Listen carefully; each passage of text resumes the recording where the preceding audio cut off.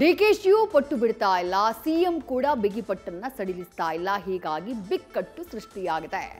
ಅಧಿಕಾರ ಹಸ್ತಾಂತರಕ್ಕೆ ಪಟ್ಟನ್ನ ಬಿಟ್ಟುಕೊಡ್ತಾ ಇಲ್ಲ DCM DK Shivakumar. Sonia ಗಾಂಧಿಯವರ ಭೇಟಿಗೆ ಸಮಯವನ್ನ ಕೇಳಿದ್ದಾರೆ ಡಿಕೆ ಶಿವಕುಮಾರ್. ಇನ್ನೆರಡು ದಿನದಲ್ಲಿ ಅವಕಾಶ ಸಿಕ್ಕಿದ್ರೆ ಹೋಗಿ ಭೇಟಿಯಾಗ್ಬಿಟ್ಟು ಬರ್ತಾರೆ. ತಮ್ಮ ವಾದ ಏನು ಅದನ್ನ ಮಂಡನೆ ಮಾಡಿ ಬರ್ತಾರೆ. ಎಐಸಿಸಿ ಅಧ್ಯಕ್ಷ ಮಲ್ಲಿಕಾರ್ಜುನ ಖರ್ಗೆಯ ಮೂಲಕ ಡಿಕೆ ಶಿವಕುಮಾರ್ ಈ ಒತ್ತಡವನ್ನ ಹೇರಿದ್ದಾರೆ. ರಾಹುಲ್ ಗಾಂಧಿಯವರ ಭೇಟಿಗಂತೂ ನಿರಂತರವಾಗಿ ಪ್ರಯತ್ನ ಮಾಡ್ತಾನೆ ಇದ್ದಾರೆ ಡಿಕೆ ಶಿವಕುಮಾರ್. ಆದ್ರೆ ಮುಖ್ಯಮಂತ್ರಿ ಸಿದ್ದರಾಮಯ್ಯ ಅವರಿಗೆ ಸಿಕ್ಕಂತ ಅವಕಾಶ ಡಿಸಿಎಂ ಡಿಕೆ ಶಿವಕುಮಾರ್ ಅವರಿಗೆ ಸಿಗಲಿಲ್ಲ.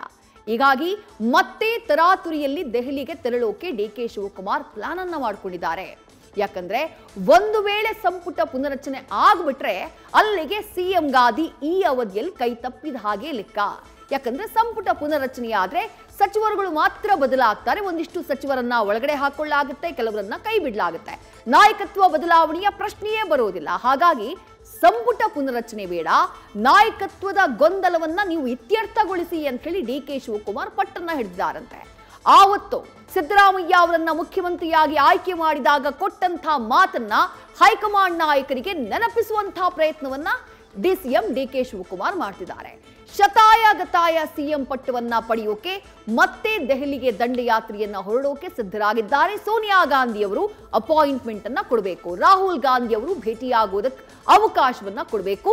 ಅದಕ್ಕಾಗಿ ಟ್ರೈ ಮಾಡ್ತಿದ್ದಾರೆ DCM DK Shivakumar. News first ನಿರ್ಭೀತಿಯಿಂದ ನಿಮ್ಮ ಪರವಾಗಿ.